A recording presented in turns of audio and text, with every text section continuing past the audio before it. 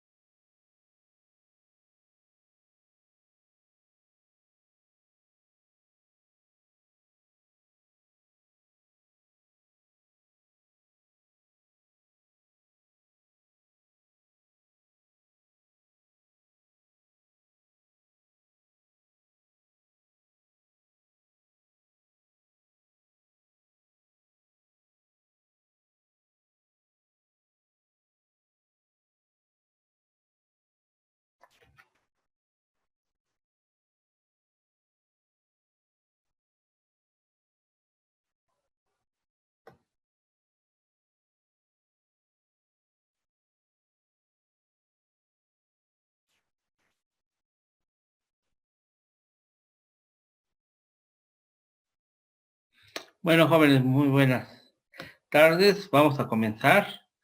Vamos a ver con lo del video que les dejé, precisamente que es la cuestión de que estamos viendo en este momento, ya en la unidad 5, que con este video nos va a servir de mucha importancia porque en la unidad 5 tenemos que ver nosotros la cuestión que habla de el contexto internacional y la integración de México al mercado capitalista mundial. Entonces, y nos pide uno la reestructuración de la economía mexicana, que en este caso en particular va a ser importante porque desafortunadamente en nuestra economía en México, a partir del año 2018, no hubo un crecimiento, sino en vez de crecimiento, hemos estado yendo a la baja, a la baja, a la baja, y si le sumamos a esto, desafortunadamente, el gran problema que tenemos en este momento por la pandemia del SARS-CoV-2, desafortunadamente, vino a agravar un poco más este desarrollo, sí, económico, tanto a nivel interno como a nivel internacional. Y finalmente, hacia dónde se proyecta el mercado mexicano en el mundo. A lo mejor visualizarnos, no sé, dentro de un corto plazo, 3 años, y un mediano plazo, 5 años, y un largo plazo en 10 años, ¿no? Eso sería lo que estaríamos manejando de acuerdo al corto, mediano y largo plazo que se miden a veces las economías en cuanto a su tiempo. Y empiezo entonces con Raquel. Voy a empezar con Cari. Cari, coméntanos tu aportación de este video cuando estábamos hablando precisamente del COVID en relación al desarrollo económico de México. Claro, pueden apoyarse en su trabajo, que lo hicieron. Por mí no hay ningún problema. Para eso es apoyarnos en las notas que ustedes hicieron.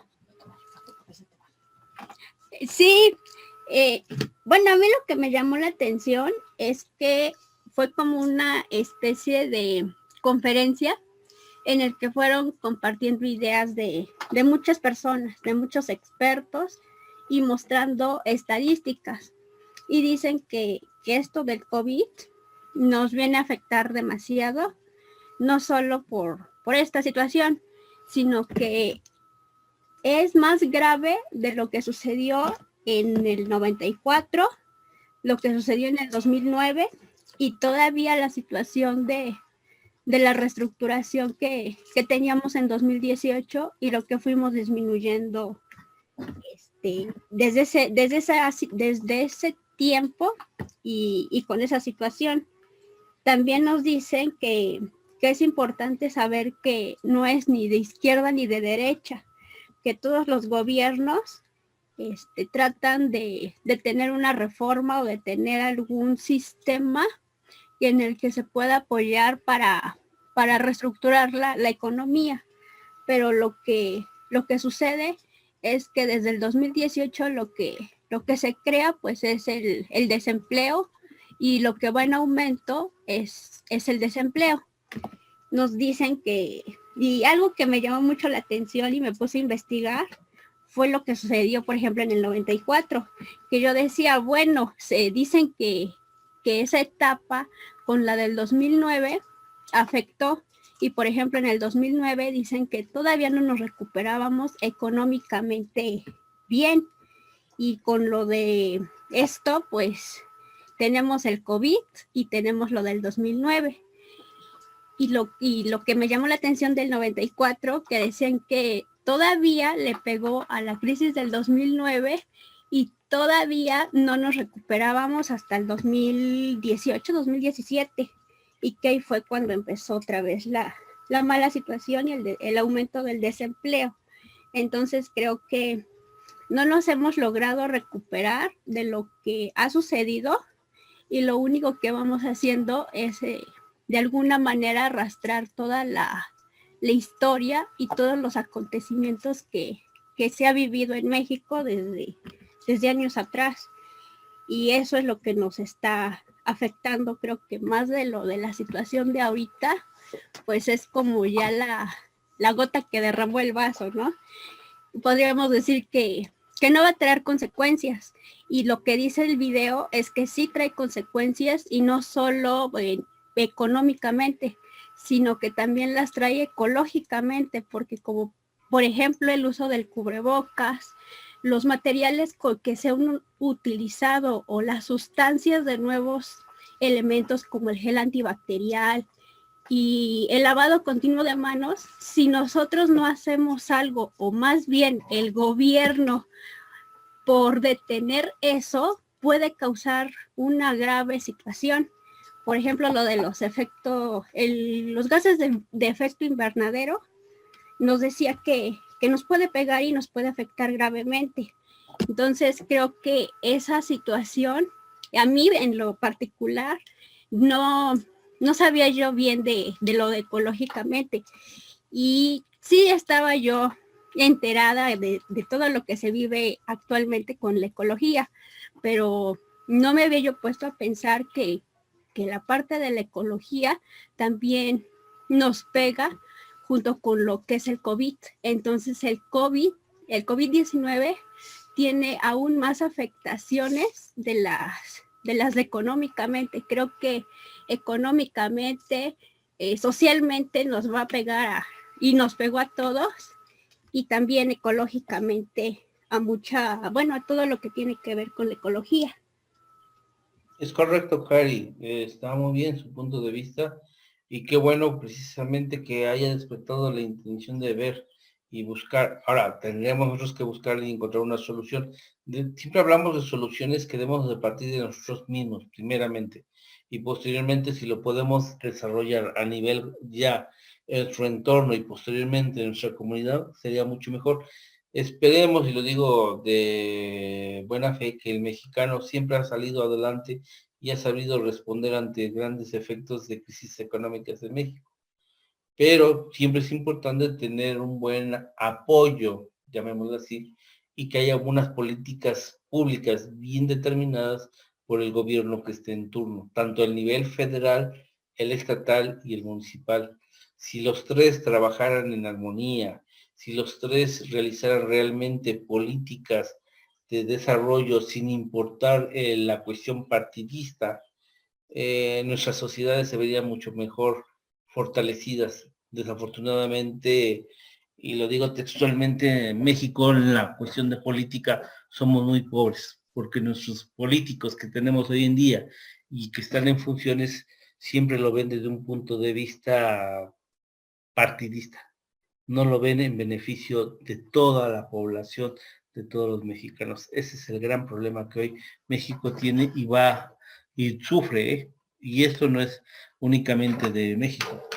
Podríamos hablar de Brasil y lo mencionaremos más adelante. Gracias, Cari.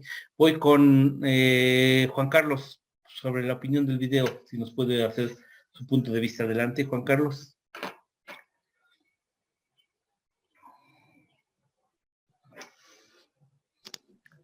Profe, no sé si vio el correo que le envié. Bueno, Entonces sí, lo dejamos pendiente, Juan Carlos, ¿sale? Sí, gracias. Dos, alguien más que de Juan Carlos que quiera participar, si quieren le pueden levantar su manita para ver. Adelante, Abraham, adelante, Abraham. Así es mi tarea. No, no se preocupe. Miren, a veces hay problemas en las cuales se presentan, no hay ningún inconveniente. Por eso hay que ser flexibles. La flexibilidad es importante, pero lo importante también es que realicen su actividad, posteriormente me lo envíen y podamos participar. ¿Sale? Sí, Adelante. se complicaba, pero ya. Bueno, en cuestión del video, habla sobre que, pues en este año y lo que fue en 2018, ya lo había mencionado usted y mi compañera Raquel, que México está pasando por una fuerte crisis, y esta crisis económica, pues se habla que bueno, es que vi los dos, el primero y el segundo. Está bien, está bien, está bien. Y entonces tengo una idea de los dos. Se habla que en este año de lo que fue febrero y marzo, el peso mexicano pues sí se decayó demasiado, y en abril pues empeoró un poquito más. Pero me llama la atención porque menciona una parte del video, no sé si es el primero o el segundo, que dice que nuestra estructura económica está basada o está copiada por el sistema, usted me corregirá, profe, por el sistema chileno. Sí. Entonces, pero ese sistema ya está atrasado porque pues el país chileno ya mejoró un poquito más esa estructura.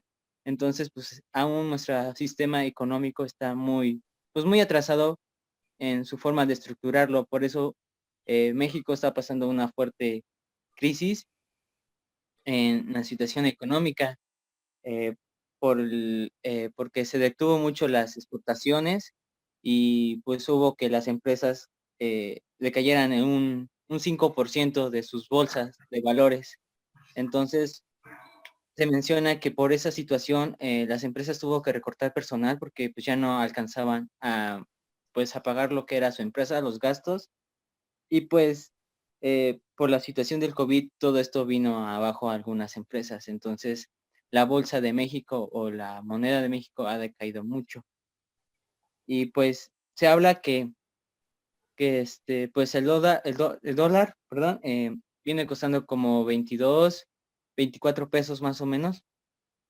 Pero se habla de un crecimiento para el 2021, que dice que cada 10 años cada 10 años el mundo pasa por un país pasa por una crisis económica. Entonces tampoco le dan tanto prioridad al COVID, sino que esto es como un ciclo, lo menciona que es un ciclo que suele pasar, que la estructura de una economía pues decae, entonces se tiene que volver a levantar, como usted mencionó, que pues primeramente México y el mexicano sale adelante en esta situación, pero se habla que el 2021 México vuelva a recuperar un porcentaje de su moneda, y que hace que el dólar ya valga 20 o 21 pesos. Sí, sí, es correcto. Hablamos de la cuestión monetaria. La cuestión monetaria juega un papel importante en todas las economías de los países. ¿Por qué? Porque la moneda es el instrumento de valor a través del cual se realizan las operaciones tanto en la importación como exportación. Y esto determina también muchas veces el valor adquisitivo de los bienes, productos y servicios que se estén comercializando en la zona en particular. Cuanto al modelo chileno, usted acaba de mencionar, sí, lamentablemente el gobierno, y no nomás sino todos los gobiernos que hemos tenido a lo largo de la historia nos ha mostrado que muchas veces nuestros legisladores, sí, son tan neófitos, por decirlo de esta manera, en que no buscan o crean o diseñan modelos económicos estrictamente apegados a la cuestión de ideología del mexicano, sino que buscamos y traemos modelos de otros lugares, ¿sí? Y los modificamos y los implementamos en el ámbito mexicano. Esto ha generado una gran problemática y esto ha generado una gran problemática por una cuestión interesante, ¿sí? La cuestión interesante que radica es la siguiente. El problema es que no, los gobiernos en turnos que hemos pasado no han tomado en consideración a todos los economistas, científicos, personales mexicanos que hemos tenido y que han proyectado diversos sistemas o métodos o formas a través de los cuales podamos salir implementando modelos económicos que generen un gran desarrollo y producción en los diversos sectores que forman parte de la economía mexicana. Por ejemplo, y lo digo textualmente, no tengo nada en contra de las becas. Las becas son muy buenas. Una beca es muy buena para apoyar a aquella gente que realmente lo va a utilizar para poder crecer y para en determinado momento ser una parte importante en un proceso productivo, es decir, aquella persona que realmente va a ingresar al ámbito profesional o en la actividad técnica comercial donde se desarrolle o se desenvuelva, realmente esa beca ha sido de gran ayuda. Lamentablemente hoy con las becas, Benito Juárez, muchas veces de los chicos, y lo digo textualmente porque son adolescentes, estas becas van para los adolescentes, lo que utilizan con ese recurso es para ir a consumir un poco sus bebidas embriagantes o darse un gusto, una diversión, y no lo aplican en ellos mismos y no son lo que buscaríamos en algunos lugares, ser unos excelentes estudiantes, porque eso también te permite a ti, en determinado momento, si ser bueno y ser excelente en algún punto, como profesionista también lo eres.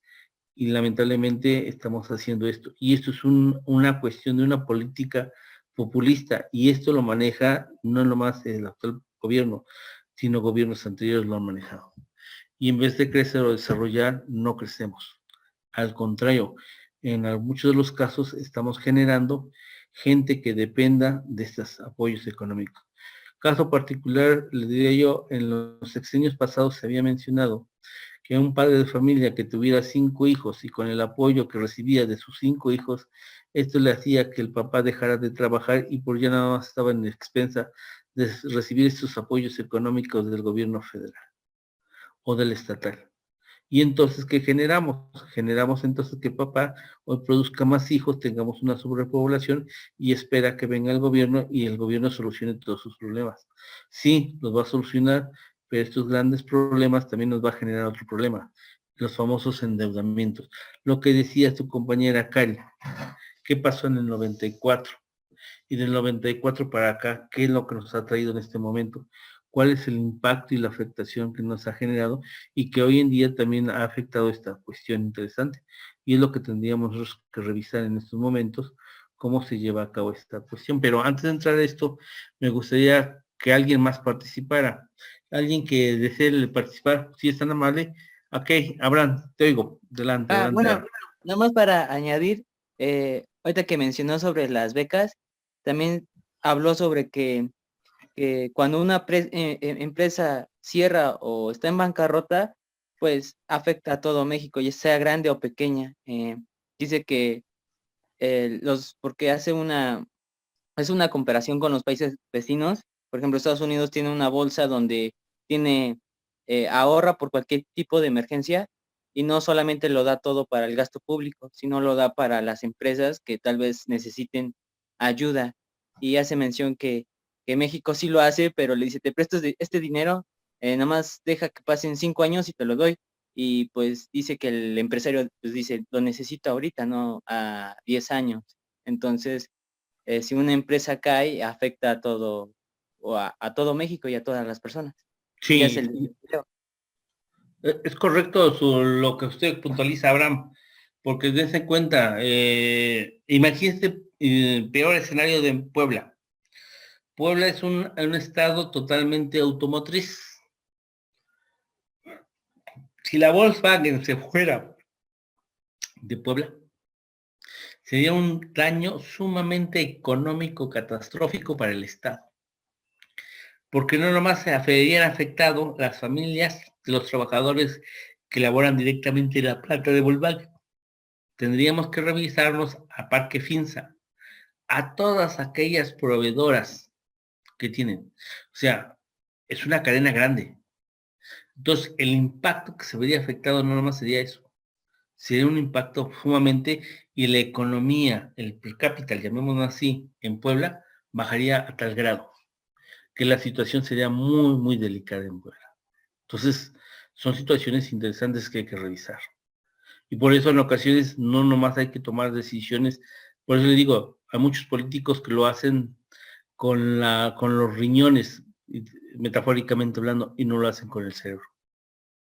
Aquí lo importante ya no es tanto qué partido político eres ni de dónde eres, sino implementar o buscar políticas realmente que provoquen un desarrollo y un crecimiento en todos los sectores y beneficien a todos. Porque al final y al cabo el beneficiado con esto sería la población que radica en este lugar. Por ejemplo, con el famoso de la desaparición del outsourcing en México. Si esto se llegara a hacer, estamos hablando que el outsourcing dejaría un desempleo de más o menos 5 millones de mexicanos. Imagínense el impacto que son 5 millones de mexicanos.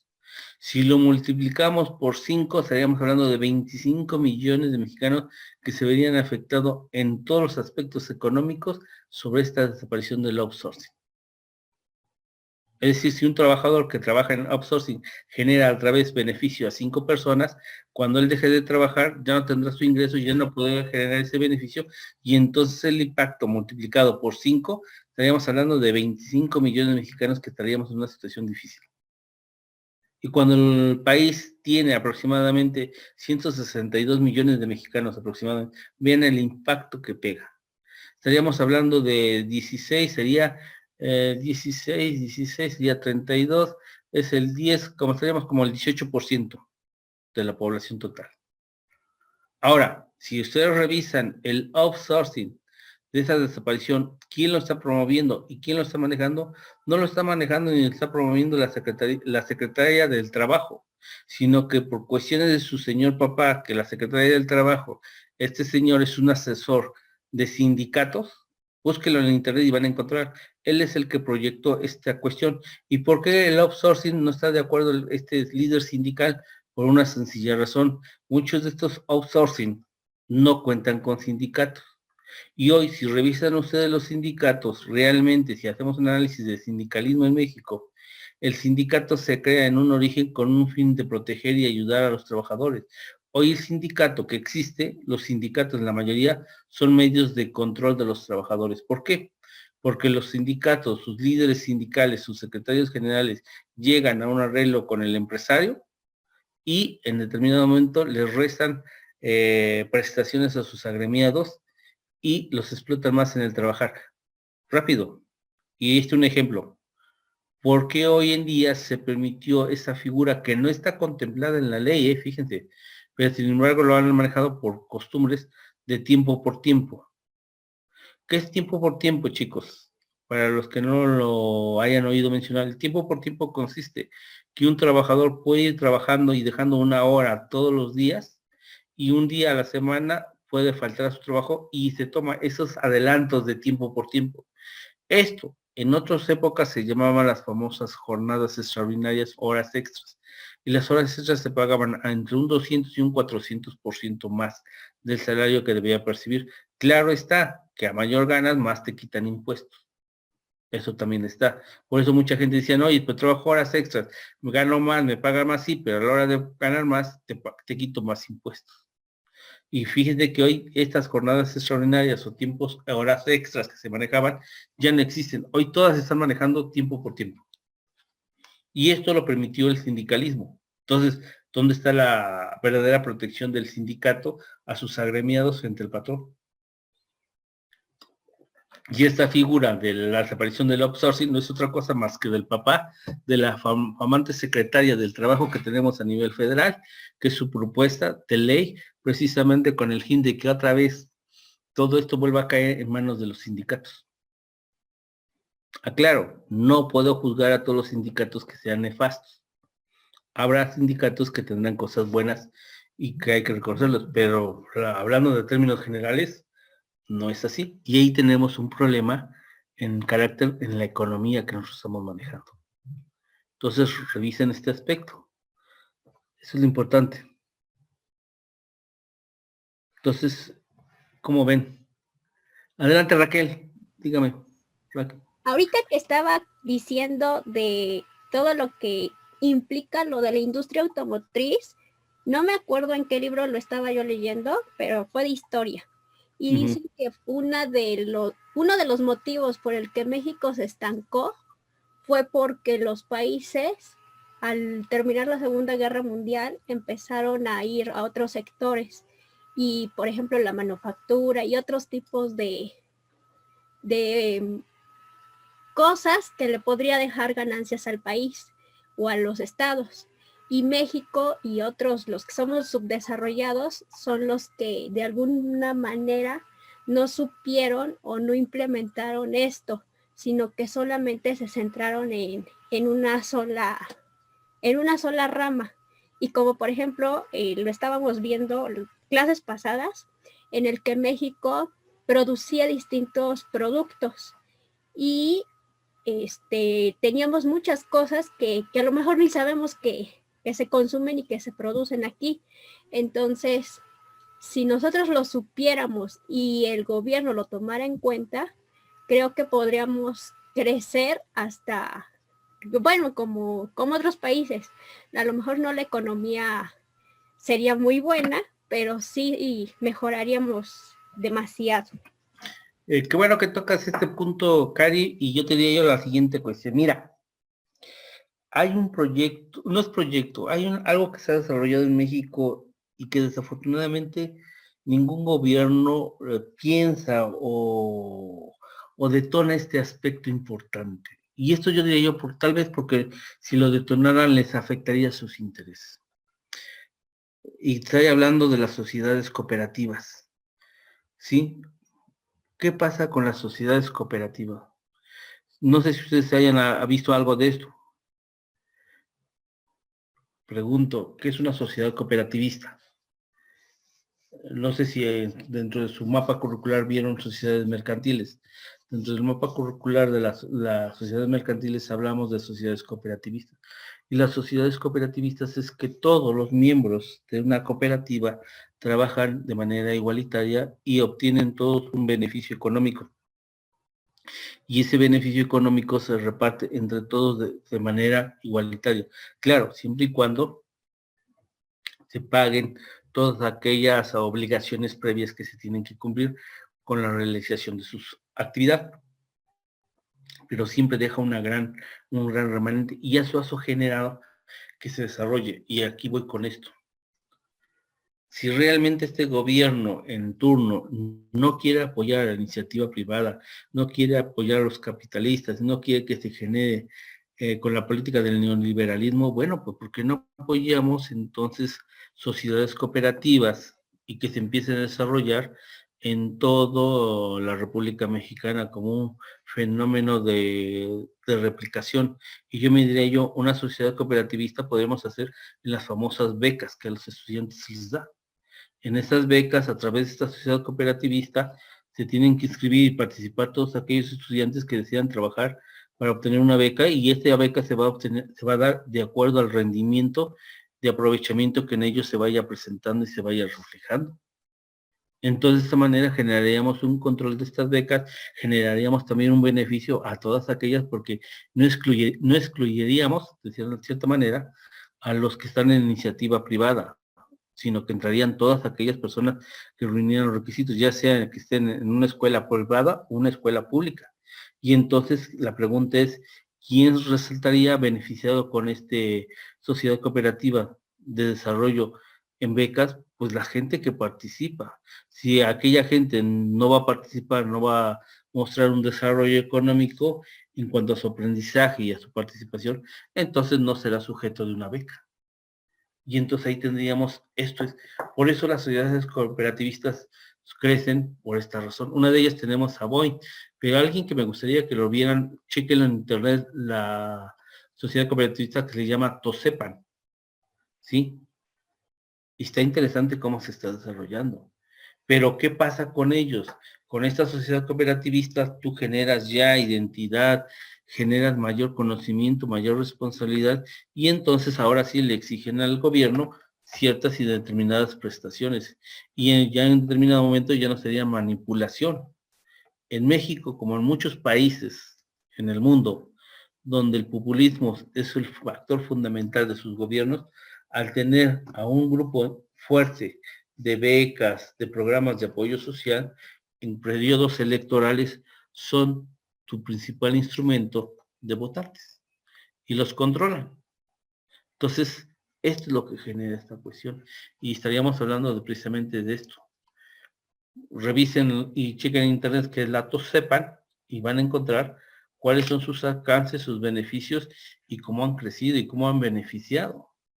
Y ellos sí son totalmente ecológicos, ¿eh? Lo que mencionaba Cari cuando la cuestión de la ecología, sí, la ecología hoy en día, si los gobiernos no toman en consideración este aspecto, pues la madre tierra nos va a regresar de forma diferente ese reclamo y va a generar un gran perjuicio en la salud del ser humano y en su hábitat y en su entorno.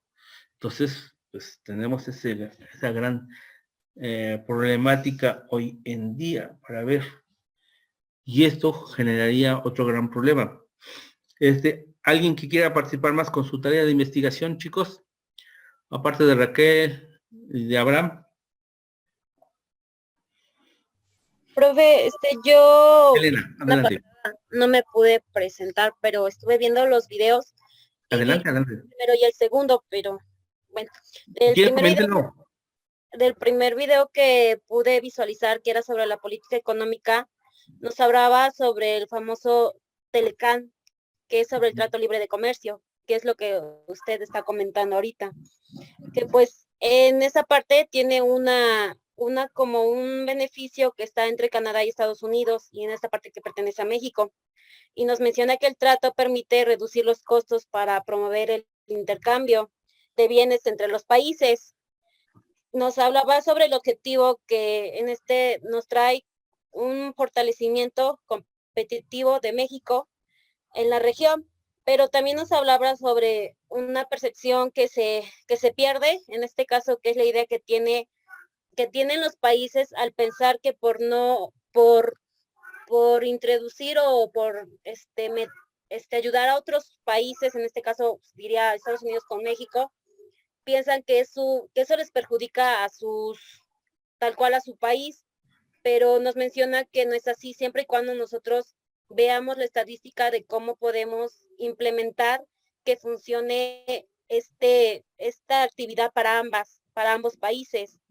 Y en un punto en el que yo pude observar es que en cierta manera tiene razón, porque por ejemplo, a veces México es uno de los países que destaca mucho por lo que produce en sus tierras y en sus cultivos, pero al parecer no generamos como que esa fortaleza de implementar el beneficio que nos puede dar. O sea, en ese caso, por eso es que creo yo que también nos perjudica mucho, porque también nos comentaba que, por ejemplo, entre México y Estados Unidos tenemos un 600% de exportación, que varias empresas están destacadas en Estados Unidos que pertenecen a México y que en su regularidad sí funcionan, pero siempre y cuando seamos conscientes del beneficio que nos puede ofrecer y cómo nosotros podemos invertir hacia otros países. También me llamó mucho la atención el segundo video, porque también nos comentaba sobre el impacto que nosotros pensamos que ya generó sobre esta enfermedad del COVID, pero en realidad no nos va a perjudicar más con el tiempo, porque al parecer tenemos en las bolsas Latinoaméricas que al parecer nos va a afectar más con el tiempo, porque nos está tratando de decir que este virus que ahorita se está expandiendo, pues aún no baja. Y en cambio la gente lo está tomando como que si ya pasó, cuando en realidad el impacto se va a demostrar apenas en el transcurso de del tiempo que pase. También nos mencionaba algo sobre Argentina, que al parecer también es muy independiente o tiene algo similar con México, porque también tienen una línea naranja en el cual nos dice que la tendencia es del 40%, pero que la recuperación es el 10%. En cambio ya lo toman como línea naranja, se podría decir. Y nos menciona que también su moneda en este caso no se ha recuperado, pero la mayoría de la población piensa que vamos como que a nivel, piensa la gente que ya estamos saliendo de esto, pero en realidad aún nos está afectando y creo que nos va a afectar más. Y pues eso fue lo que yo pude observar en los videos. Gracias, Elena. Está muy bien su participación y es correcto lo que usted está mencionando en este aspecto. En México, ¿cuál es el problema del SARS-CoV-2 o el COVID después de que se presentó, se desarrolló en la población mexicana? ¿Saben cuál es el gran problema que vamos a tener hoy en día? A todas aquellas personas que se recuperaron, y estoy hablando, chicos, qué bueno que se recuperaron de el COVID que pasó, les digo, pero que les ha dejado secuelas. Secuelas a nivel pulmonar, secuelas a nivel renal, secuelas a nivel de hígado, les ha afectado, o sea, les generó o les bajó unas defensas. Al bajarles sus defensas, con alguna gripe, alguna otra situación, serán muy propensos a enfermarse rápidamente y entonces el problema va a ser el sector salud. Ahora, muchas veces esos trabajadores que están laborando, si se enferman, van a dejar de ir a trabajar a sus empresas. Van a tener, en el mejor de los casos, una incapacidad médica. En el peor de los casos es que los despidan, o sea, no estén trabajando. Entonces la cuestión es dónde van a ser atendidos médicamente. Ahora sí, por eso hablábamos de que todo esto va a dejar secuelas muy graves. Y más de acuerdo a nuestro sistema de salud que se está manejando a través del bienestar, que realmente no le veo nada con su nombre del sistema de salud del bienestar, porque es todo lo contrario, ¿sí? La población se va a ver seriamente afectada. Todavía con el seguro popular, yo vi ciertos beneficios, cierta atención a la población en general, estaba siendo atendida y estaba de cierta manera, a lo mejor es un sector salud no tan, ¿cómo les podría decir?, de primera calidad, pero que sí atendía. Y hoy en día no. Hoy están dejando a su suerte a la mayoría de los pacientes. Si ustedes revisan los datos que manejan o las cifras que se manejan en los hospitales, realmente son engañosas. ¿Por qué? Porque hay mucha gente que se está enfermando del COVID y evita llegar a los hospitales. ¿Por qué? Porque saben que no les van a dar la atención o el cuidado necesario y entonces están procurando ser atendidos en sus propias casas. En el mejor de los casos están siguiendo el hacinamiento en algunos lugares y afortunadamente han evolucionado y han salido avante, ¿sí? Entonces véanlo de esta manera. El gobierno no está atendiendo el COVID como debería de haber sido atendido como una emergencia, una pandemia, y ha habido declarado, no. Simple y sencillamente los datos que nos manejan son otros datos estadísticos que son totalmente falsos y aparte de otra cuestión importante, en el apoyo económico no hay, y lo digo textualmente, no hay el insumo en todos los medicamentos, en la cuestión de instrumentos de sanidad que deben utilizar todo el personal médico para poder realizar esta función tan noble y honorable. Es más, revisen el dato estadístico si quieren. Por eso la estadística es sumamente importante en estos casos cuando hacemos investigaciones y medimos el desarrollo o la estructura económica de un país o de una región en particular o algún sector. Radica, ¿por qué? Revisen, México es uno de los países, si no considero el primer, que va en el número 1, de que tenemos más muertos en personal médico que en otros lugares. ¿Y por qué se dan estos muertos en personal médico que en otras naciones? Una sencilla razón. el personal médico no cuenta con el material necesario de protección básica para poder realizar su actividad. Este gobierno lo que les busca es que siempre recibe ayuda del extranjero. Revisen, este gobierno está buscando que siempre le estén donando. En otras palabras, les estén regalando otros países lo que ya no utilizaron o lo que ya no les sobra y que México lo está recibiendo. México no está comprando. Es una mentira decir que México está comprando insumos y todo lo demás. Simple y sencillamente es algo que lamentablemente lo hacen de esta manera y el sector que se está perjudicando y se está viendo afectado, pues el sector médico. Si esto sucede con la gente que debe atender y cuidar y proteger a los pacientes y hay carencia en toda esta cuestión, ¿qué pasa realmente entonces con los pacientes que tienen? Se le está dando esa atención y se está brindando toda la ayuda de los medicamentos, insumos que requieren. No. Caso particular, y si quieren buscarlo en internet, les voy a comentar el siguiente dato estadístico. Volkswagen de México y la Ford de México, sí, hicieron un prototipo de un respirador artificial.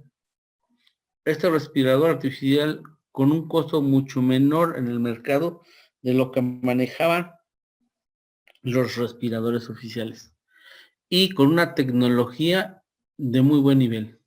Muchos consideraban y cuestionaban que donde se iban a elaborar estos respiradores artificiales iban a no tener un control de calidad o de sanidad. Cabe hacer mención que estas plantas automotoras donde iban a ser producidos estos respiradores artificiales sí cuentan con esa sanitización. Son lugares altamente estériles. Y desafortunadamente la COFEPRIS y el gobierno mexicano no dieron la autorización a estos prototipos. ¿Cuál era la finalidad de estas dos empresas en México? Que crearan estos prototipos de respiradores artificiales, dotarlos a los hospitales públicos. Y esto, claro, lógicamente para estas empresas serían los famosos deducibles de impuestos. Porque imagínense, esta empresa va a meter el material, va a pagar a sus trabajadores para la creación de todos estos aparatos. Tienen que ser deducibles impuestos, pero el gobierno preferible quieren que les pague sus impuestos y no dio la autorización en autorizar estos prototipos y recibir este tipo de donaciones. Y a un costo muy alto. ¿Por qué? Si revisan la cifra de hoy en el COVID, estamos hablando de más de 100,000, debe estar como 102,000 o 103,000 muertos ya registrados. Entonces, para el gobierno, es como les dije yo hace un momento, lo que buscaba, lo que hizo la declaración el gobierno de Bolsonaro en Brasil. Y Bolsonaro, ¿qué dijo? Pues los que se tengan que morir se van a morir. Que la economía de Brasil no se puede parar y que todos tengan que salir a trabajar.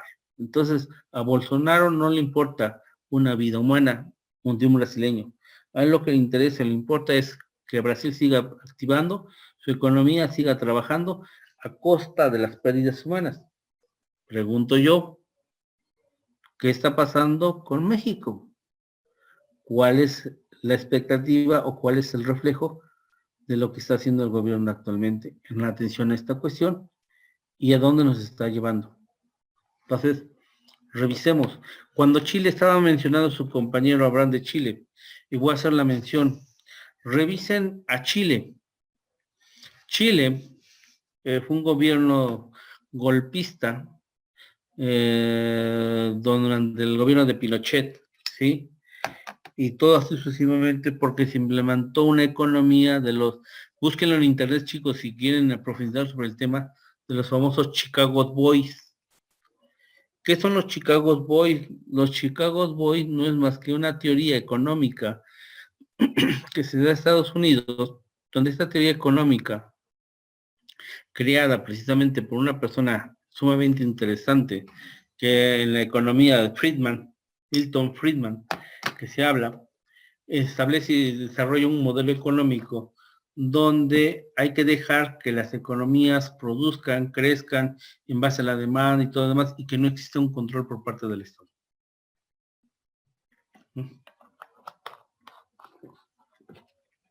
Y estas economías, desafortunadamente, han impactado en Brasil, en Chile y en Argentina. Y si revisan esta la historia, en estos tres países hemos tenido golpes de estados. Por eso se crean los famosos Chicago Boys. Y estas economías no han sido lo más eficientes. Es decir, este plan económico que se desarrolló por este señor Freeman, Milton, no tuvo lo esperado, desafortunadamente. Y México, de acuerdo a la nueva tendencia, estamos aplicando este modelo. Entonces, desafortunadamente, no hay un desarrollo como tal y nuestra economía en México, independientemente de las cuestiones económicas que traemos de tiempo atrás, nos va a pegar en este momento, pues sí, vamos a tener una gran problemática. Y esto lo podría traducir de la siguiente manera. ¿Cómo lo traduciría yo de la siguiente manera, joven? Rápido. Es por decirlo a ustedes. Si en este momento, y voy a manejarlo de esta forma, un caso ejemplifico. Estamos en el 2020 y resulta ser que tienen un empleo estable y su estable les genera un recurso que les permite vivir cómodamente y solicitan un crédito hipotecario. Un crédito hipotecario que va a 30 años. Y que ese crédito hipotecario se va a manejar en UDIs o se va a manejar en UMA. ¿Sí?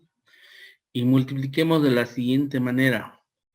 Y me voy a la pizarra. Déjenme ver qué tiempo tenemos, chicos, para ver en cuanto a si nos da tiempo, porque aquí sería bueno aplicar esto, para que vean cómo lo podríamos, de este ejemplo, aterrizarles. 12:49. Ya tenemos 11. Bueno, vamos a ver un poquito rápido, así, con la pizarra, para que lo veamos y podamos verlo de una manera en pequeño grado, pero vale la pena su análisis para checarlo de esta forma, jóvenes. Vamos a ver texto.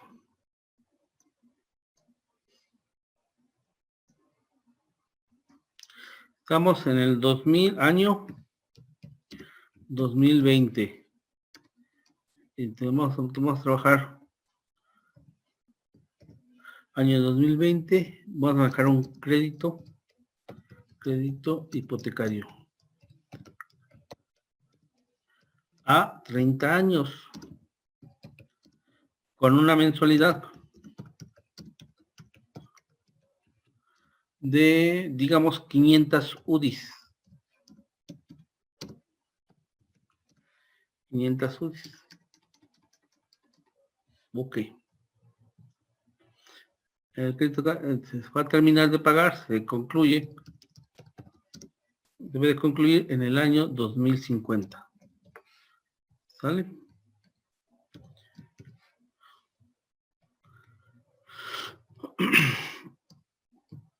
Concluye en el año 2050, pero aquí tenemos, vamos a dejar esto.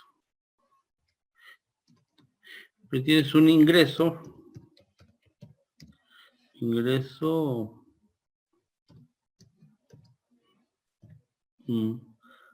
aceptable, digamos de unos 20,000 pesos mensuales.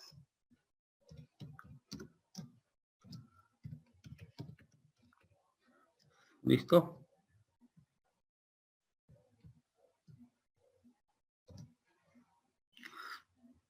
Ok.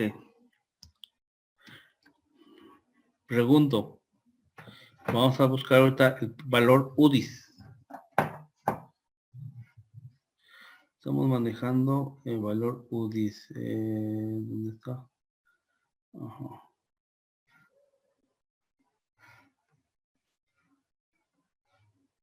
¿Cómo se está cotizando la UDI? Si ¿alguien ya lo encontró? Si no, también para que me apoye. ¿Cuánto está valiendo la UDI?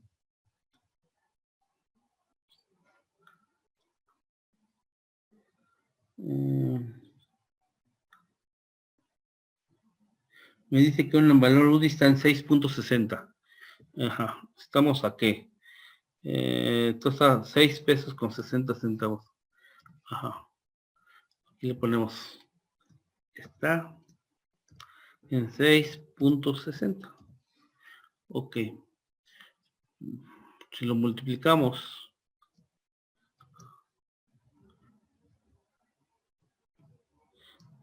estas 500 UDIs por 6.60,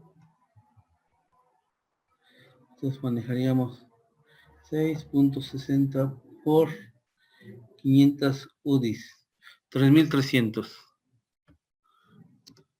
La mensualidad sería,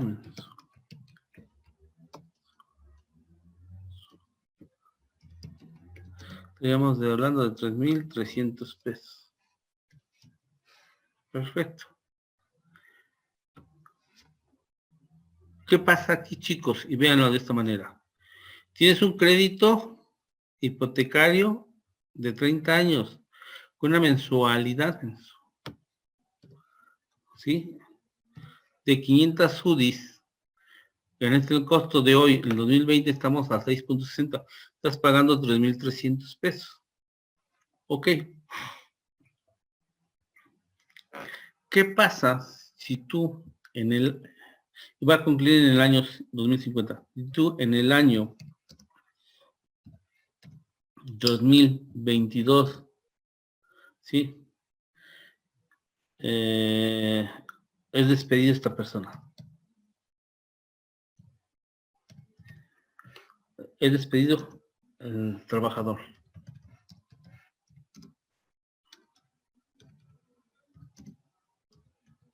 Pregunto, ¿podrá pagar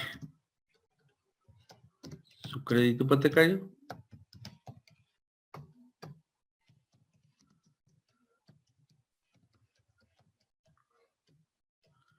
Aquí viene una cosa interesante. Muchos hoy de los créditos que se están otorgando, los bancos dan un seguro de desempleo. Ese seguro de desempleo es hasta por 2 años. Ok. En este seguro de desempleo entra y lo apoya. Pero la pregunta es, ¿debe satisfacer sus necesidades alimentarias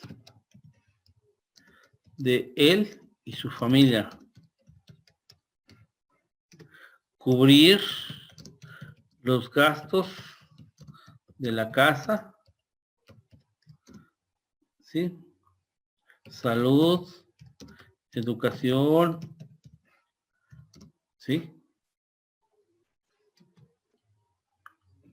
Va a optar, en este caso va a optar por préstamos personales, ¿sí? Estos préstamos personales genera ¿qué? Endeudamiento. En segundo nivel. Porque ya tenemos una deuda. Esto, el crédito hipotecario, esto se maneja.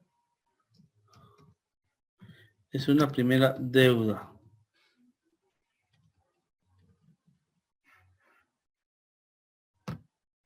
Esa es su primera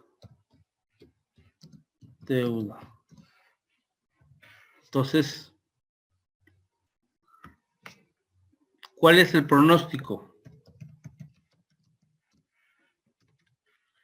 ¿Cuál creen que sea el pronóstico de esta persona? ¿Ustedes qué opinan? ¿Creen que en el 2050 podrá terminar de pagar su crédito hipotecario? ¿Qué pasa con sus préstamos personales? Y resulta ser, ¿sí?, que él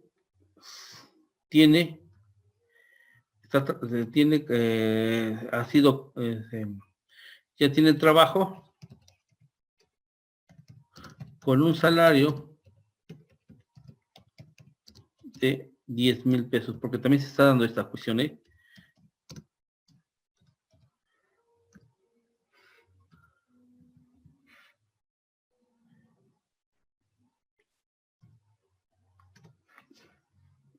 ¿Qué va a pasar? ¿Cuál es el pronóstico de ellos? Que no termine de pagar. Exactamente. Pues lo mismo pasó con México en el 94, y no nada más en el 94. Tenemos que irnos hasta 1972, 74 con, ¿cómo se llama este señor? Se me está yendo el que dijo que iba a defender el peso como un perro. José López Portillo, 1972-1976. Desde ahí empezamos a tener crisis económicas. Hemos traído arrastrando deudas y deudas y deudas y más deudas. Entonces, estas deudas no permiten que el país crezca. Y más si no tenemos programas de desarrollo económico.